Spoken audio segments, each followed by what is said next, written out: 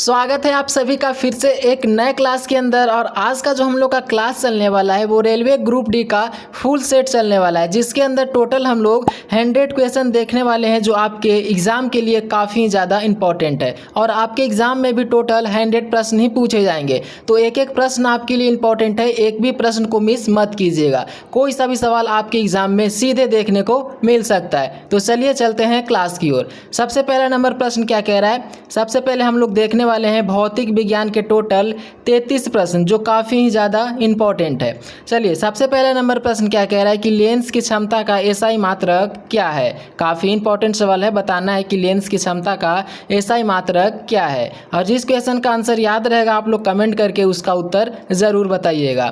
तो याद रखिएगा कि लेंस का क्षमता का जो एसआई मात्रक हो जाएगा वो हो जाएगा डायोप्टर, यानी कि राइट आंसर हो जाएगा इसका ऑप्शन नंबर बी। सवाल यहाँ से पूछ सकता है कि शक्ति का एसआई मात्रक क्या है। आपको बताना है कि शक्ति का एसआई मात्रक क्या है, तो शक्ति का एसआई मात्रक वाट हो जाएगा, इसको भी ध्यान में रखिएगा। एक सवाल ये भी पूछ सकता है कि केंडला का एसआई मात्रक क्या है। आपसे पूछा जा सकता है कि केंडला का एसआई मात्रक क्या है, तो आप लोग को बताना है कि केंडला का एसआई मात्रक हो जाएगा तीव्रता हो जाएगा हमारा केंडला का एसआई मात्रक, इसको भी ध्यान में रखिएगा। चलिए दूसरा नंबर प्रश्न है ध्वनि की तीव्रता मापने की इकाई क्या है। बताना है कि ध्वनि की तीव्रता मापने की इकाई क्या है। तो याद रखिए कि ध्वनि की तीव्रता मापने की इकाई को हम लोग डेसिबल कहते हैं, यानी कि इसका राइट आंसर हो जाएगा ऑप्शन नंबर ए। दूसरा सवाल काफ़ी ज़्यादा इंपॉर्टेंट बनता है, यहाँ से पूछ सकता है कि विद्युत धारा का एसआई मात्रक क्या होता है। तो आप लोग को बताना है कि विद्युत धारा का एसआई मात्रक एम्पियर होता है। विद्युत धारा का एसआई मात्रक क्या होता है, तो एम्पियर होता है। सवाल काफ़ी ज़्यादा इंपॉर्टेंट है, ध्यान में रखिएगा। चलिए तीसरा नंबर प्रश्न क्या कह रहा है, एक कार मोड़ पर मुड़ती है तो उसमें बैठने वाले यात्री बाहर की तरफ झुक जाते हैं, यह किस कारण होता है। काफ़ी इंपॉर्टेंट प्रश्न है। आपने अगर कार में बैठा होगा तो देखा होगा कि जब ड्राइवर ब्रेक मारता है तो यात्री बाहर की तरफ झुक जाता है। पूछ रहा है कि यह किसके कारण होता है। काफ़ी सिंपल प्रश्न है, तो याद रखिए कि आप केंद्रीय बल के कारण होता है, जिसे दिशा का जड़त्व कहते हैं, यानी कि इसका जो राइट आंसर हो जाएगा ऑप्शन नंबर ए हो जाएगा। दूसरा सवाल पूछ सकता है कि गुरुत्वाकर्षण का नियम किसने दिया था। बार बार सवाल ये पूछा जाता है, तो याद रखिए कि गुरुत्वाकर्षण का नियम दिए थे सर आइजैक न्यूटन ने। कब दिए थे, तो याद रखिए कि 1687 में। चलिए चौथा नंबर प्रश्न है सूर्य से पृथ्वी तक ऊष्मा स्थानांतरण किस विधि द्वारा होता है। बताना है कि सूर्य से पृथ्वी तक ऊष्मा स्थानांतरण किस विधि के द्वारा होता है। तो याद रखिए कि ये विकिरण विधि के द्वारा होता है, यानी कि राइट आंसर हो जाएगा हमारा ऑप्शन नंबर सी। और यहाँ से एक सवाल ऐसे पूछ सकता है कि सूर्य से पृथ्वी तक प्रकाश आने में कितना समय लगता है। तो आप लोग को याद रखना है कि 8 मिनट 20 सेकंड लगता है, इसको भी ध्यान में रखिएगा। चलिए 5 नंबर प्रश्न है किसी वस्तु का द्रव्यमान 10 kg है तो पृथ्वी पर उसका भार कितना होगा। काफ़ी इंपॉर्टेंट प्रश्न है। बताना है कि यदि किसी वस्तु का द्रव्यमान 10 kg है तो पृथ्वी पर उसका भार कितना होगा। तो याद रखिएगा कि इसका राइट आंसर हो जाएगा 98 न्यूटन। राइट आंसर हो जाएगा इसका ऑप्शन नंबर बी। चलिए छठा नंबर प्रश्न क्या कह रहा है, एक विद्युत हीटर की नाइक्रोम कुंडली का प्रतिरोध किस पर निर्भर करता है। बताना है। सबसे पहले एक सवाल यहाँ से ऐसे पूछ सकता है कि विद्युत हीटर में क्या यूज किया जाता है। तो याद रखिए कि विद्युत हीटर में नाइक्रोम का तार यूज किया जाता है। सवाल कह रहा है कि एक विद्युत हीटर की नाइक्रोम कुंडली का प्रतिरोध किस पर निर्भर करता है। तो याद रखिए कि ये करता है लंबाई, क्षेत्रफल और पदार्थ की प्राकृतिक पर निर्भर करता है, यानी कि राइट आंसर हमारा हो जाएगा इसका ऑप्शन नंबर सी। चलिए 7 नंबर प्रश्न है इंद्रधनुष बनने का मुख्य कारण क्या है। आप लोगों ने देखा होगा बहुत बार कि इंद्रधनुष बना हुआ रहता है, तो इसका मुख्य कारण पूछ रहा है कि इंद्रधनुष किस कारण से बनता है। तो याद रखिए कि यह बनता है वर्ण विक्षेपण, अपवर्तन और आंतरिक परिवर्तन का संयोजन से, यानी कि राइट आंसर हो जाएगा ऑप्शन नंबर सी। सवाल एक ऐसे भी पूछ सकता है कि इंद्रधनुष के सबसे बाहरी रंग कौन सा होता है। तो याद रखिए कि इंद्रधनुष का जो सबसे बाहरी रंग होता है वो लाल होता है, इसको ध्यान में रखिएगा। चलिए 8 नंबर प्रश्न क्या कह रहा है, ध्वनि की चाल सबसे अधिक किस माध्यम में होती है। काफ़ी सिंपल प्रश्न है। बताना है कि ध्वनि की चाल सबसे अधिक किस माध्यम में होती है। तो याद रखिए कि ठोस में होती है ध्वनि की चाल सबसे अधिक, यानी कि राइट आंसर हो जाएगा ऑप्शन नंबर बी। दूसरा सवाल यहाँ से ऐसे भी बन सकता है कि निर्वात में प्रकाश की चाल कितनी होती है। तो आप लोग को बताना है कि निर्वात में प्रकाश की चाल 3 × 10⁸ मीटर पर सेकंड होती है। निर्वात में प्रकाश की चाल एग्जाम में सवाल पूछा जाता है। चलिए 9वां नंबर प्रश्न देखो, सवाल आ ही गया, अभी मैंने आप लोग को ऊपर बताया भी था कि इंपॉर्टेंट सवाल है और यहाँ पे सेट में भी हमारा क्वेश्चन आया हुआ है। सवाल कह रहा है कि निर्वात में प्रकाश की चाल कितनी होती है, तो अभी मैंने इसका उत्तर बताया, आप लोग कमेंट करके इसका उत्तर बताइए। चलिए 10 नंबर प्रश्न क्या कह रहा है, दाढ़ी बनाने के लिए या डॉक्टर द्वारा कान नाक जांच करने के लिए किस दर्पण का प्रयोग किया जाता है। यहाँ से 2 सवाल देख सकते हो, क्वेश्चन में 2 सवाल है। सबसे पहले पूछ रहा है कि दाढ़ी बनाने के लिए या डॉक्टर द्वारा नाक कान जांच करने के लिए किस दर्पण का प्रयोग किया जाता है। तो याद रखिएगा कि हम लोग इसमें अवतल दर्पण का प्रयोग करते हैं। राइट आंसर हमारा हो जाएगा ऑप्शन नंबर बी। चलिए दूसरा सवाल ये भी पूछ सकता है कि गाड़ी के साइड मिरर में आप लोगों ने ऐनक देखा होगा, वो कौन सा दर्पण होता है। तो याद रखिए कि वो उत्तल दर्पण होता है। सवाल ऐसे पूछेगा कि गाड़ी के साइड मिरर में कौन सा दर्पण प्रयोग करते हैं, तो याद रखिएगा कि उत्तल दर्पण का प्रयोग करते हैं। चलिए 11 नंबर प्रश्न है, ओम का नियम किस समीकरण द्वारा दर्शाया जाता है। बताना है कि ओम का जो नियम है वो किस समीकरण के द्वारा दर्शाया जाता है। सबसे पहले याद रखिए कि ओम का नियम किसने दिया था। तो याद रखिएगा कि ओम का जो नियम दिए थे वो दिए थे जॉर्ज साइमन ने ओम के नियम दिए थे। और कब दिए थे, तो 1827 में दिए थे, ध्यान में रखिएगा। चलिए अब बताना है कि ओम का नियम किस समीकरण द्वारा दर्शाया जाता है। तो याद रखिए कि ये दर्शाया जाता है V बटा R, यानी कि इसका राइट आंसर हमारा हो जाएगा ऑप्शन नंबर इसका बी। चलिए 12 नंबर प्रश्न क्या कह रहा है, सौर कुकर में किस प्रकार के दर्पण का प्रयोग किया जाता है। बताना है कि सौर कुकर में किस प्रकार का दर्पण का प्रयोग किया जाता है। ऑप्शन में है उत्तल दर्पण, अवतल दर्पण, समतल दर्पण या फिर उत्तल लेंस। याद रखिएगा इंपॉर्टेंट प्रश्न है। राइट आंसर हो जाएगा इसका ऑप्शन नंबर बी, सौर कुकर में हम अवतल दर्पण का प्रयोग करते हैं।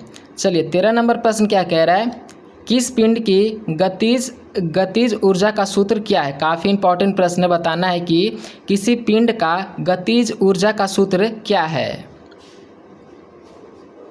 तो इसका राइट आंसर हो जाएगा ऑप्शन नंबर बी। चलिए 14 नंबर प्रश्न क्या कह रहा है, फ्यूज तार को परिपथ में किस क्रम में जोड़ा जाता है। बताना है कि जो फ्यूज तार जोड़ा जाता है वो परिपथ में किस क्रम में जोड़ा जाता है। सबसे पहले आपसे सवाल पूछ सकता है कि फ्यूज किस चीज़ का बना होता है। तो याद रखिए कि फ्यूज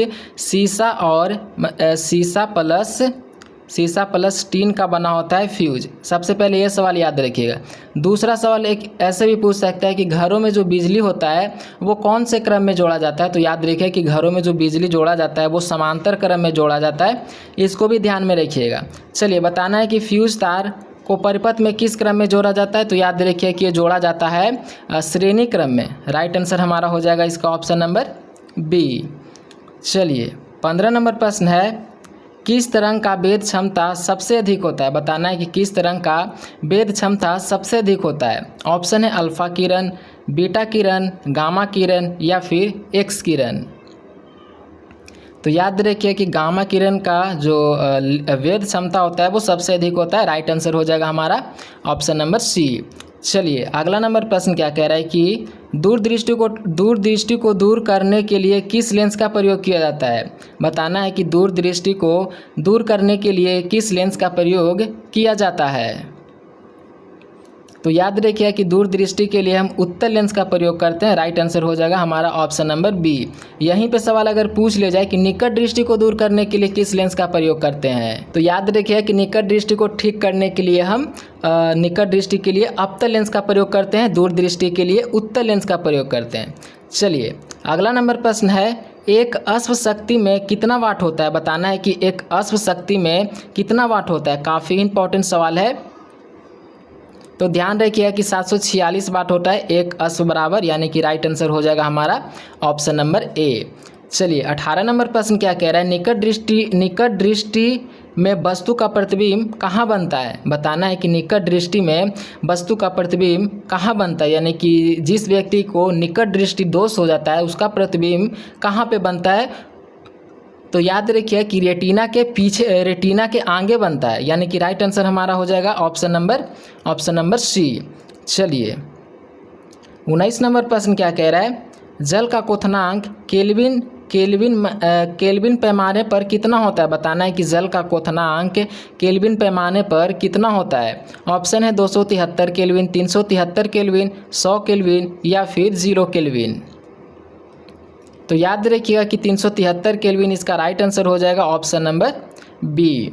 चलिए 20 नंबर प्रश्न क्या कह रहा है, भू स्थिर उपग्रह का आवर्तकाल कितना होता है। बताना है कि भू स्थिर का उपग्रह का जो आवर्तकाल होता है वो कितना होता है। ऑप्शन में है 12 घंटा, 24 घंटा, 365 दिन या फिर 48 घंटा। तो याद रखिए कि राइट आंसर हो जाएगा इसका ऑप्शन नंबर बी, 24 घंटे। चलिए 21 नंबर प्रश्न है, दाब का एसआई मात्रक क्या है। बताना है कि दाब का एसआई मात्रक क्या हो जाएगा। ऑप्शन में है पास्कल, जूल, वाट या फिर न्यूटन। तो याद रखिए कि दाब का जो एसआई मात्रक होता है वो पास्कल होता है। राइट आंसर हो जाएगा हमारा ऑप्शन नंबर ए। न्यूटन का एसआई मात्रक आपसे पूछ सकता है कि न्यूटन का एसआई मात्रक क्या होता है। तो याद रखिएगा कि जो न्यूटन का एसआई मात्रक हो जाएगा वो बल हो जाएगा। चलिए 22 नंबर प्रश्न है, ट्रांसफार्मर किस सिद्धांत पर कार्य करता है। काफ़ी इंपॉर्टेंट प्रश्न है। बताना है कि ट्रांसफार्मर किस सिद्धांत पर कार्य करता है। तो याद रखिए कि विद्युत चुंबकीय प्रेरण के सिद्धांत पे कार्य करता है, यानी कि राइट आंसर हो जाएगा ऑप्शन नंबर बी। चलिए 23 नंबर प्रश्न है, पृष्ठ तनाव का मात्रक क्या है। बताना है कि पृष्ठ तनाव का मात्रक क्या है। तो याद रखिए कि पृष्ठ तनाव का मात्रक हो जाएगा न्यूटन प्रति मीटर। राइट आंसर हमारा हो जाएगा इसका ऑप्शन नंबर हो जाएगा ए। चलिए 24 नंबर प्रश्न है, किसी वस्तु का वेग दोगुना कर देने पर उसकी गतिज ऊर्जा पर क्या प्रभाव पड़ेगा। बताना है कि किसी वस्तु का वेग दोगुना कर देने पर उसकी गतिज ऊर्जा पर क्या प्रभाव पड़ेगा। तो याद रखिए कि 4 गुना हो जाएगा, यानी कि राइट आंसर हमारा हो जाएगा इसका ऑप्शन नंबर बी। चलिए 25 नंबर प्रश्न क्या कह रहा है, आर्किमिडीज का नियम किससे संबंधित है। काफ़ी इंपॉर्टेंट सवाल है। बताना है कि आर्किमिडीज किस नियम से संबंधित है। तो याद रखिए कि ये पलवन का नियम से संबंधित है। राइट आंसर हमारा हो जाएगा ऑप्शन नंबर बी। सवाल पूछ सकता है कि वायुमंडलीय दबाव को मापने के लिए किस यंत्र का प्रयोग करते हैं। तो याद रखिए कि बैरोमीटर का प्रयोग करते हैं। बैरोमीटर का प्रयोग करते हैं वायुमंडलीय दबाव को मापने के लिए। चलिए 26 नंबर प्रश्न क्या कह रहे हैं, वाहनों के स्पीड मीटर से क्या मापा जाता है। बताना है कि जो वाहनों में स्पीड मीटर लगा हुआ होता है उससे क्या मापा जाता है। ऑप्शन है औसत चाल, तात्क्षणिक चाल, त्वरण या फिर दूरी।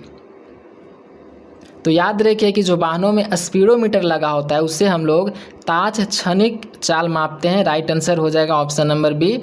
सवाल काफ़ी ही ज़्यादा इंपॉर्टेंट है, ध्यान में रखिएगा। चलिए 27 नंबर प्रश्न क्या कह रहा है, तारों का टिमटिमाते हुए प्रतीत होते हैं।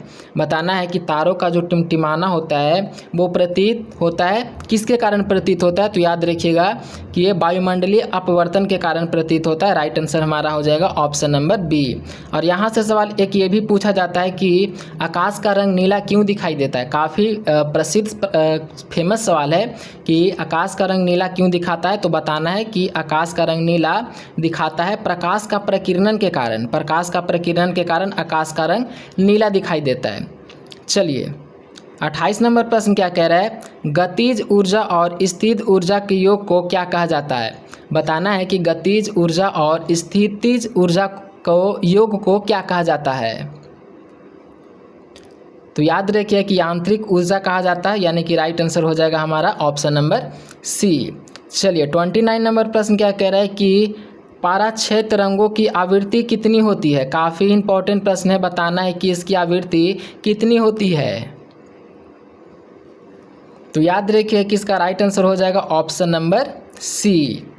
चलिए 30 नंबर प्रश्न है, एक समान शुष्क सेल में विद्युत अपघट्य के रूप में किसका प्रयोग होता है। सवाल कह रहा है कि एक समान शुष्क सेल में विद्युत अपघट्य के रूप में किसका प्रयोग होता है। ऑप्शन है सल्फ्यूरिक अम्ल, अमोनिया क्लोराइड, जल या फिर नाइट्रिक अम्ल। तो याद रखिएगा कि अल्मोनिया क्लोराइड का प्रयोग किया जाता है जिसका सूत्र होता है NH4Cl। इंपॉर्टेंट प्रश्न है, सवाल को ध्यान में रखिएगा।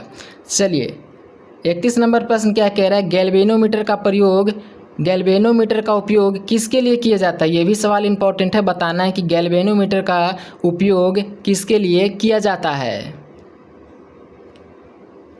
तो याद रखिए कि यह परिपथ के धारा की उपस्थिति और दिशा का पता लगाने के लिए किया जाता है। राइट आंसर हो जाएगा इसका ऑप्शन नंबर सी। चलिए 32 नंबर प्रश्न क्या कह रहा है कि यदि दो प्रतिरोध R1 और R2 समांतर क्रम में जोड़े हैं तो तुल्य प्रतिरोध क्या होगा। तो याद रखिए कि इसका तुल्य प्रतिरोध हो जाएगा ऑप्शन नंबर बी। ऑप्शन में थोड़ा सा यहाँ पे गड़बड़ी लग रहा है तो इसको रहने देते हैं। चलिए 33 नंबर प्रश्न क्या कह रहा है कि सरल लोलक का आवर्तकाल किस पर निर्भर करता है। ये भी सवाल इंपॉर्टेंट है, बताना है कि सरल लोलक का आवर्तकाल किस पर निर्भर करता है। ऑप्शन है गोलक के द्रव्यमान पर, लोलक की प्रभावी लंबाई पर, गोलक के पदार्थ पर या फिर आयाम पर। तो याद रखिएगा कि इसका राइट आंसर हो जाएगा लोलक के प्रभावी लंबाई पे। राइट आंसर हो जाएगा इसका ऑप्शन नंबर बी। चलिए अब हमारा रसायन विज्ञान का क्वेश्चन स्टार्ट हो चुका है। अब हम लोग 33 रसायन विज्ञान का क्वेश्चन देखने वाले हैं जो एग्ज़ाम के लिए काफ़ी ही ज़्यादा इंपॉर्टेंट है। सवाल इसी तरीके से पूछा जाएगा। चलिए पहला नंबर प्रश्न क्या कह रहा है कि धातुओं को पीटकर पतली चादर बनाने के गुण को क्या कहा जाता है। बताना है कि धातुओं को पीटकर पतली चादर बनाने के गुण को क्या कहते हैं। काफ़ी इंपॉर्टेंट सवाल है, तो याद रखिए कि इसका राइट आंसर हो जाएगा ऑप्शन नंबर बी। चलिए 35 नंबर प्रश्न है दूध से दही बनना किस प्रकार का परिवर्तन है। काफ़ी इंपॉर्टेंट सवाल है, बार बार एग्जाम में यह सवाल रिपीट होता है। सवाल कह रहा है कि दूध से दही बनना किस प्रकार का परिवर्तन है। बताना है कि दूध से दही बनना किस प्रकार का परिवर्तन है। तो याद रखिए कि यह एक प्रकार का रासायनिक परिवर्तन है, यानी कि राइट आंसर हो जाएगा हमारा ऑप्शन नंबर बी। और यहाँ से 34 नंबर से आपसे प्रश्न पूछ सकता है। देखिए यहाँ से काफ़ी इंपॉर्टेंट प्रश्न बनते हैं। सबसे पहले पूछ सकता है कि धातु कौन सा धातु है जो कमरे के तापमान पर तरल अवस्था में पाया जाता है। तो याद रखिएगा कि पारा है जो कि कमरे के तापमान पर तरल अवस्था में पाया जाता है। ये भी सवाल काफ़ी ज़्यादा पूछा जाता है। दूसरा सवाल यहाँ से पूछा जा सकता है कि विद्युत का सबसे अच्छा चालक कौन सा है। बताना है कि विद्युत का सबसे अच्छा चालक कौन है। तो आप लोग को बताना है कि विद्युत का सबसे अच्छा चालक हो जाएगा चांदी। ये सब सवाल रिपीट होते हैं इसीलिए मैंने आप लोग को बता दिए हैं। चलिए अब हमारा 36 नंबर प्रश्न क्या कह रहे हैं, आवर्त सारणी में अकीर्य गैस किस समूह में रखी जाती है। बताना है कि आवर्त सारणी में अकीर्य गैस किस समूह में रखी जाती है। बताना है, काफ़ी सिंपल प्रश्न है और ये सवाल भी रिपीट किया जाता है बार बार। तो याद रखिए कि समूह 18 हो जाएगा राइट आंसर इसका ऑप्शन नंबर सी। 37 नंबर प्रश्न है एक्वारेज या अम्लराज में सांद्र HCl सांद्र HNO3 का अनुपात क्या होगा। आपसे अनुपात पूछ रहा है कि HCl और HNO3 का अनुपात क्या होगा। काफ़ी इंपॉर्टेंट सवाल है। ऑप्शन में है 3:1, 1:3, 2:1 या फिर 1:1। तो याद रखिए कि इसका 3:1 हो जाएगा। राइट आंसर हो जाएगा ऑप्शन नंबर ए। चलिए 38 नंबर प्रश्न है बासिंग सोडा का जलीय घोल कैसा होता है। बताना है कि बासिंग सोडा का जो जलीय घोल होता है वो कैसा होता है। ऑप्शन है अम्लीय, क्षारीय, उदासीन या फिर अभयधर्मी। तो याद रखिए कि बासिंग सोडा का जो जलीय घोल होता है वो होता है क्षारीय। राइट आंसर हो जाएगा ऑप्शन नंबर बी। चलिए 39 नंबर प्रश्न है निम्नलिखित में से किसे सफ़ेद सोना कहा जाता है। बताना है, काफ़ी इंपॉर्टेंट प्रश्न है।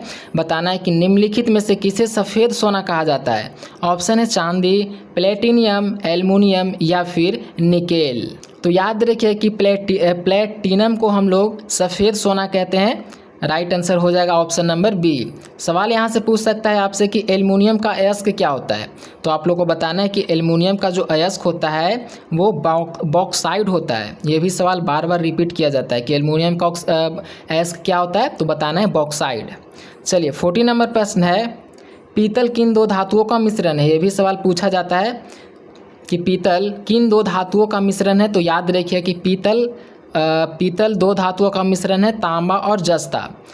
राइट आंसर हो जाएगा ऑप्शन नंबर ए। चलिए 41 नंबर प्रश्न है कांसा मिश्र धातु किन दो धातुओं से मिलकर बनी होती है? बात बताना है कांसा मिश्र धातु किन दो धातुओं से मिलकर बनी होती है? तो याद रखिएगा कि ये तांबा और टीन से मिलकर बना होता है। राइट आंसर हो जाएगा ऑप्शन नंबर बी। चलिए 42 नंबर प्रश्न है, न्यूलैंड्स का अष्टक नियम किस तत्व का सही लागू होता है? ये भी सवाल इंपॉर्टेंट है। बताना है कि न्यूलैंड का अष्टक नियम किस तत्व तक सही लागू होता है? तो याद रखिए कि ये कैल्शियम तक सही लागू होता है। राइट आंसर हो जाएगा इसका ऑप्शन नंबर बी। 43 नंबर प्रश्न है, शुद्ध सोना कितने कैरेट का होता है? ये भी सवाल इंपॉर्टेंट है। बताना है कि शुद्ध सोना कितने कैरेट का होता है। और ये भी याद रखिए कि शुद्ध सोना द्रव अवस्था में पाया जाता है। चलिए तो याद रखिए कि शुद्ध सोना होता है वो 24 कैरेट का होता है। राइट आंसर हमारा हो जाएगा ऑप्शन नंबर बी। इसको ध्यान में रखिएगा, इंपॉर्टेंट प्रश्न है। चलिए 44 नंबर प्रश्न है, जिप्सम का रासायनिक सूत्र क्या है? बताना है कि जिप्सम का रासायनिक सूत्र क्या है?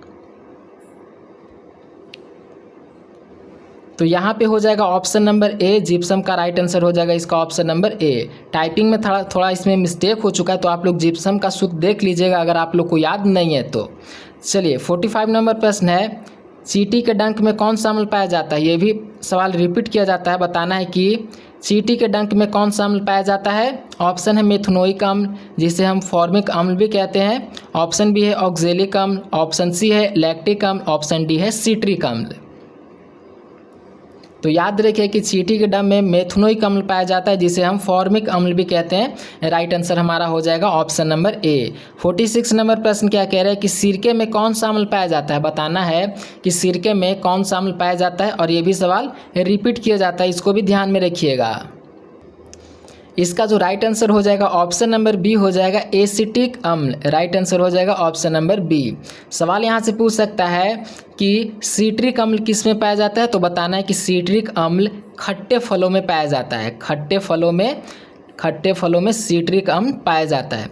दूसरा सवाल पूछ सकता है यहाँ से कि टार्ट्रिक अम्ल किस में पाया जाता है? आप लोग को बताना है कि टार्ट्रिक अम्ल किस में पाया जाता है। तो ये पाया जाता है इमली में, इसको भी ध्यान में रखिएगा। चलिए 47 नंबर प्रश्न है, लोहे से जंग को बचाने के लिए जस्ते की परत चढ़ाने की प्रक्रिया को क्या कहते हैं? आपने देखा होगा कि ऐसे ही अगर हम लोग लोहा की वस्तु को छोड़ देते हैं तो उस पर जंग लग जाता है। तो सवाल वही कह रहा है कि इसको जंग से बचाने के लिए उस पर जो जिंक का जो परत चढ़ाते हैं उस प्रक्रिया को हम क्या कहते हैं? तो याद रखिए कि इस प्रक्रिया को हम लोग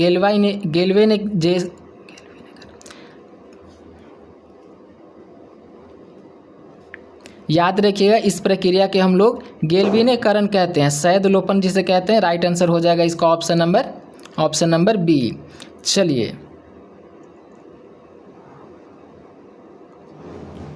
सवाल यहाँ से एक ऐसे पूछता है कि लोहे के वस्तु पे अगर जंग लग जाएगा तो उसमें भार में क्या परिवर्तन होगा? तो सिंपल सा आप लोग को बताना है कि अगर कोई लोहे का वस्तु है उस पर जंग लग जाता है तो उसका भार है जो कि बढ़ जाता है। इसको ध्यान में रखिएगा।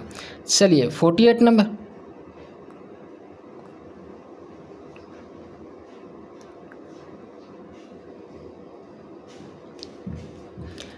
चलिए 48 नंबर प्रश्न है, बायोगैस का मुख्य घटक मीथेन का सूत्र बताना है। आपको सबसे पहले याद रखिए कि बायोगैस का मुख्य घटक क्या है? तो मीथेन है। हम लोग को अब बताना है मीथेन का सूत्र क्या होता है। तो सिंपल सा प्रश्न है, मीथेन का सूत्र हो जाएगा CH4। राइट आंसर हो जाएगा हमारा ऑप्शन नंबर बी। चलिए 49 नंबर प्रश्न है, कार्बन का कौन सा अपरूप सबसे कठोर प्राकृतिक पदार्थ है? बताना है कि कार्बन का कौन सा अपरूप है जो सबसे कठोर प्राकृतिक पदार्थ है। ऑप्शन है ग्रेफाइट, हीरा, कुलरीन या फिर चारकोल। तो इसका राइट आंसर हो जाएगा ऑप्शन नंबर बी। सवाल एक ऐसे भी पूछ सकता है कि दुनिया का सबसे कठोर पदार्थ क्या है? तो आप लोग को याद रखना है कि दुनिया का सबसे कठोर पदार्थ हीरा हो जाएगा। चलिए 50 नंबर प्रश्न है, किसी तत्व में समस्थानिकों को किसकी संख्या समान होती है? बताना है कि किसी तत्व के समस्थानिकों की संख्या किनकी संख्या समान होती है? तो याद रखिए कि प्रोटॉन की संख्या समान होती है। राइट आंसर हो जाएगा ऑप्शन नंबर बी। तो हम लोगों ने 50 सवाल को कंप्लीट कर लिया है। तो अभी तक आप लोगों ने वीडियो को लाइक नहीं किया तो प्लीज़ वीडियो को लाइक करके चैनल को आप लोग सब्सक्राइब कर लीजिए। चलिए 51 नंबर प्रश्न क्या कह रहा है, कठोर जल को मीदा बनाने के लिए किस सोडियम यौगिक का प्रयोग किया जाता है। सवाल कह रहा है कि कठोर जल को मीदा बनाने के लिए किस सोडियम यौगिक का प्रयोग किया जाता है। तो याद रखिए कि सोडियम कार्बोनेट का प्रयोग किया जाता है। इसका सूत्र भी ध्यान में रखिएगा। राइट आंसर हमारा हो जाएगा ऑप्शन नंबर बी। 52 नंबर प्रश्न है, परमाणु का नाभिकीय मॉडल सबसे पहले किसने प्रस्तुत किया था। बताना है कि परमाणु का नाभिकीय मॉडल सबसे पहले किसने प्रस्तुत किया था। ऑप्शन है Niels Bohr, Rutherford, John Dalton या फिर थॉमसन। तो याद रखिए कि परमाणु का जो नाभिकीय मॉडल है वो सबसे पहले रदरफोर्ड ने किए थे, प्रस्तुत किए थे। राइट आंसर हमारा हो जाएगा ऑप्शन नंबर बी। 53 नंबर प्रश्न है, एल्केन श्रेणी का समान रासायनिक सूत्र क्या है। बताना है कि एल्केन श्रेणी का समान रासायनिक सूत्र क्या है। तो इसका जो समान सूत्र हो जाएगा वो हो जाएगा right answer option number A हो जाएगा। इसको ध्यान में रखिएगा। चलिए 54 नंबर प्रश्न है, अग्निशामक यंत्रों में कौन सा गैस उत्पन्न किया जाता है। बताना है कि अग्निशामक यंत्रों में किस गैस का उत्पन्न किया जाता है। ऑप्शन में है ऑक्सीजन, कार्बन डाइऑक्साइड, नाइट्रोजन या फिर हाइड्रोजन। तो याद रखिए कि अग्निशामक यंत्रों में हम लोग कार्बन डाइऑक्साइड का प्रयोग करते हैं। राइट आंसर हमारा हो जाएगा ऑप्शन नंबर बी। सूत्र भी याद रखिए कि CO2 इसका सूत्र होता है। चलिए 55 नंबर प्रश्न है, एल्युमिनियम का सबसे प्रमुख अयस्क कौन सा है। अभी मैंने आप लोग को ऊपर इसका बताया था कि एल्युमिनियम का अयस्क क्या है, और काफ़ी इंपॉर्टेंट प्रश्न है। एल्युमिनियम का आपसे अयस्क पूछा जाएगा। ऑप्शन में है हेमेटाइट, बॉक्साइट, गैलेना या फिर केलेमाइन। यहाँ से काफ़ी इंपॉर्टेंट प्रश्न बनेंगे, तो सवाल को ध्यान से देखिएगा। सबसे पहले याद रखना है कि एल्युमिनियम का सबसे प्रमुख अयस्क हो जाएगा बॉक्साइड। अब देखिए यहाँ से सवाल आपसे पूछा जा सकता है कि हेमेटाइड किसका अयस्क है। तो आप लोग को बताना है कि हेमेटाइड लोहा का अयस्क है। सबसे पहले ये हो गया। दूसरा पूछ सकता है कि गैलेना मुख्य रूप से किसका अयस्क है। तो बताना है कि गैलेना जो अयस्क है वो अयस्क हो जाएगा सीसा का। गैलेना किसका अयस्क है, तो ये हो जाएगा सीसा का। दूसरा प्रश्न पूछ सकता है कि केलेमाइन किसका अयस्क है। तो आप लोग को बताना है कि केलेमाइन हमारा जस्ता का अयस्क है। तो सारा ही प्रश्न इंपॉर्टेंट है, कोई सा भी सवाल आपसे पूछा जा सकता है, इसलिए ध्यान में रखिएगा सवाल को। चलिए 56 नंबर प्रश्न क्या कह रहा है कि जिप्सम को किस तापमान पर गर्म करने पर प्लास्टर ऑफ पेरिस बनता है। तो याद रखिए कि 100 डिग्री सेल्सियस जिसे हम लोग 373 डिग्री केल्विन में कहते हैं। राइट आंसर हमारा हो जाएगा option number E, option number A हो जाएगा। इस तापमान पर अगर हम लोग गर्म करते हैं तो जिप्सम का तापमान गर्म करने पर प्लास्टर ऑफ पेरिस बनता है। राइट आंसर हो जाएगा ऑप्शन नंबर ए। 57 नंबर प्रश्न क्या कह रहा है, मेडलिफ की आवर्त सारणी किस पर आधारित है। ये भी सवाल इंपॉर्टेंट है। बताना है कि मेडलिफ की आवर्त सारणी किस पर आधारित है। तो याद रखिए कि ये परमाणु द्रव्यमान पे आधारित है। राइट आंसर हो जाएगा ऑप्शन नंबर बी। चलिए 58 नंबर प्रश्न क्या कह रहा है कि फोटोग्राफी में किस रसायन का प्रयोग किया जाता है। ये भी सवाल इंपॉर्टेंट है। बताना है कि फोटोग्राफी में किस रसायन का उपयोग किया जाता है। इसका राइट आंसर हो जाएगा option number B, silver bromide, जिसका सूत्र होता है AgBr। राइट आंसर हो जाएगा ऑप्शन नंबर बी। चलिए 59 नंबर प्रश्न है, आधुनिक आवर्त सारणी में आवर्तों की संख्या कितनी होती है। ये सवाल अभी मैंने ऊपर बताया था कि आधुनिक आवर्त सारणी में आवर्तों की संख्या कितनी होती है। तो याद रखिए कि आवर्तों की संख्या 7 होती है। यहीं पे अगर आप लोग वर्ग की संख्या पूछ ले जाए तो याद रखिए कि वर्ग की संख्या 18 होती है और आवर्त की संख्या 7 होती है। चलिए 60 नंबर प्रश्न है, न्यूटन की खोज किसने की थी। ये भी सवाल इंपॉर्टेंट है। बताना है कि न्यूट्रॉन की खोज किसने की थी। तो याद रखिए कि जो न्यूट्रॉन की खोज किए थे वो जेम्स चैडविक ने किए थे। राइट आंसर हो जाएगा हमारा ऑप्शन नंबर बी। सवाल यहाँ से पूछ सकता है कि इलेक्ट्रॉन की खोज किसने की थी। तो आप लोग को बताना है कि इलेक्ट्रॉन की खोज जे थॉमसन ने किए थे 1897 में। चलिए 61 नंबर प्रश्न है, आवर्त सारणी में बाएं से दाएं जाने पर परमाणु त्रिज्या पर क्या प्रभाव पड़ता है। बताना है कि आवर्त सारणी में बाएं से दाएं जाने पर परमाणु त्रिज्या पर क्या प्रभाव पड़ता है। तो याद रखिए कि घटती है। राइट आंसर हो जाएगा ऑप्शन नंबर बी। चलिए 62 नंबर प्रश्न है, तेल और वसा युक्त खाद्य पदार्थों को उपचयन से बचने के लिए किस गैस से प्रभावित किया जाता है। बताना है कि तेल और वसा युक्त खाद्य पदार्थों को उपचयन से बचने के लिए किस गैस से प्रभावित किया जाता है। तो याद रखिए कि नाइट्रोजन से प्रभावित किया जाता है। राइट आंसर हो जाएगा हमारा ऑप्शन नंबर बी।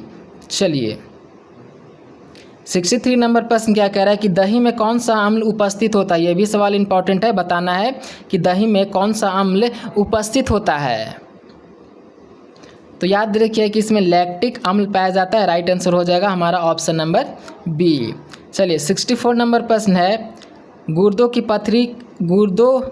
पथरी मुख्य रूप से किस रासायनिक यौगिक से बनी होती है।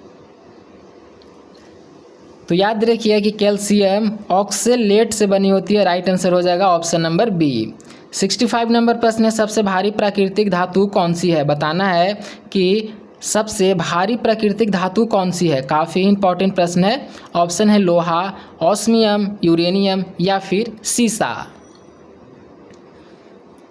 तो याद रखिएगा कि इसका राइट आंसर हो जाएगा option number B awesome. Right answer हो जाएगा ऑप्शन नंबर बी।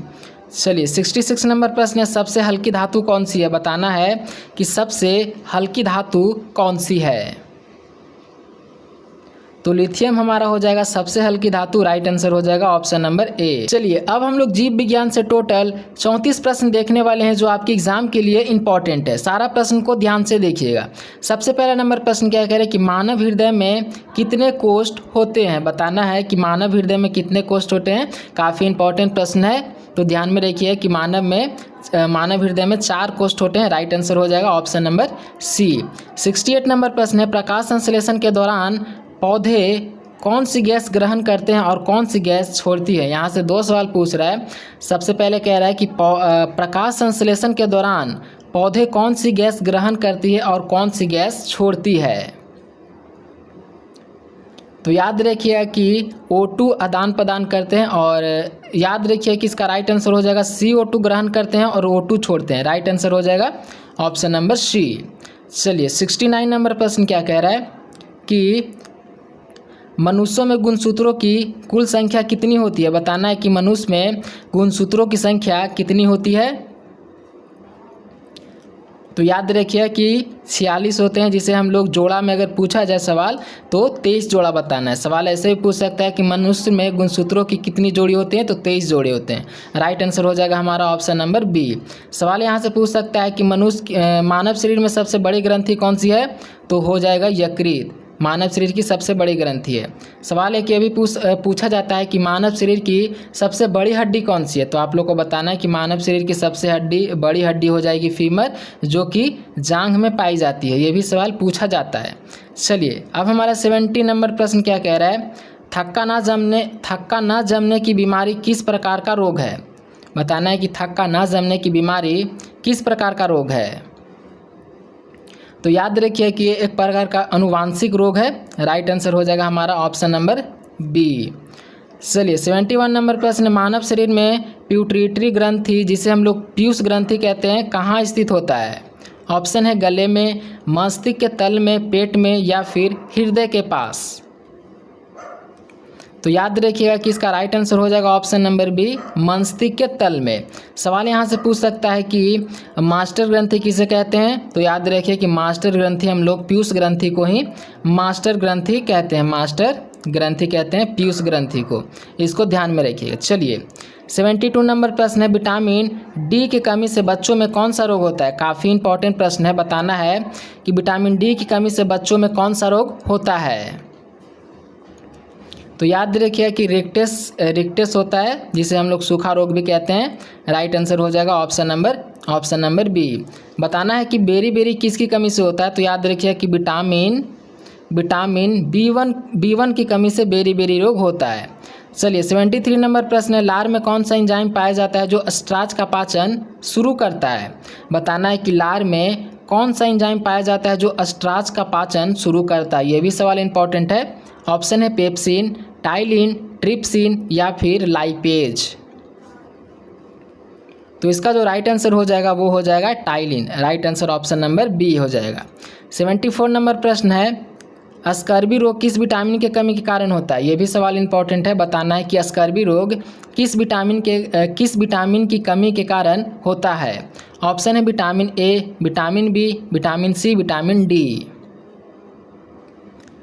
तो याद रखिए कि विटामिन सी की कमी से स्कर्वी रोग होता है। राइट आंसर हो जाएगा ऑप्शन नंबर सी।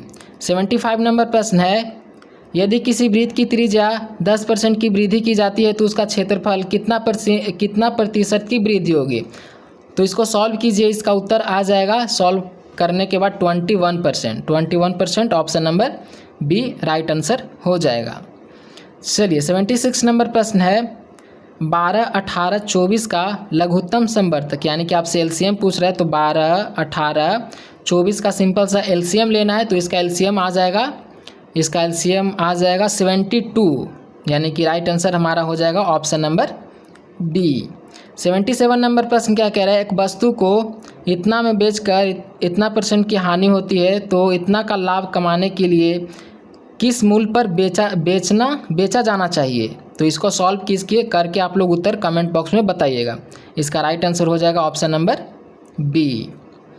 चलिए 78 नंबर प्रश्न है, पेनिसिलिन नामक प्रथम प्रतिजैविक की खोज किसने की थी? सवाल आपसे पूछा जा सकता है कि पेनिसिलिन नामक प्रथम प्रतिजैविक की खोज किसने की थी? तो इसका जो राइट आंसर हो जाएगा ऑप्शन नंबर बी हो जाएगा अलेक्जेंडर फ्लेमिंग। चलिए 79 नंबर प्रश्न क्या कह रहा है कि यदि ए बी बराबर इतना है, बी सी बराबर इतना है, तो ए अनुपात बी अनुपात सी का मान क्या होगा? तो इसको आप लोग सॉल्व कीजिएगा, तो इसका आंसर आ जाएगा, इसका आंसर हो जाएगा 8:12:15। ऑप्शन नंबर ए इसका राइट आंसर हो जाएगा। इसको सॉल्व कीजिएगा। चलिए 80 नंबर प्रश्न को आपको सॉल्व करना पड़ेगा। इसका सॉल्व करके उत्तर आप लोग कमेंट बॉक्स में बताइएगा। चलिए 81 नंबर प्रश्न क्या कह रहा है, प्रथम 10 प्राकृत संख्याओं का औसत क्या होगा? तो सबसे पहले आप लोग को औसत का सूत्र पता होना चाहिए। औसत का सूत्र होता है राशियों का 1 राशियों का संख्या। और प्राकृत संख्या किसे कहते हैं? तो गिनतियों की संख्या को प्राकृत संख्या कहते हैं। तो हमारा 1 हो गया, 2 हो गया, 3 हो गया, 4 हो गया, 5 हो गया, ये सारे ही प्राकृत संख्या हो जाएंगे। गिनती की संख्या को प्राकृत संख्या कहते हैं। तो इसको सॉल्व कीजिएगा तो आंसर हो जाएगा 5.5, यानी कि राइट आंसर हमारा ऑप्शन नंबर बी हो जाएगा। चलिए 82 नंबर प्रश्न क्या कह रहा है कि 16 का वर्गमूल और 4 का वर्ग का गुणनफल क्या होगा? आपसे 16 का वर्गमूल पूछा जा रहा है, तो 16 का वर्गमूल कितना हो जाएगा? 4 हो जाएगा।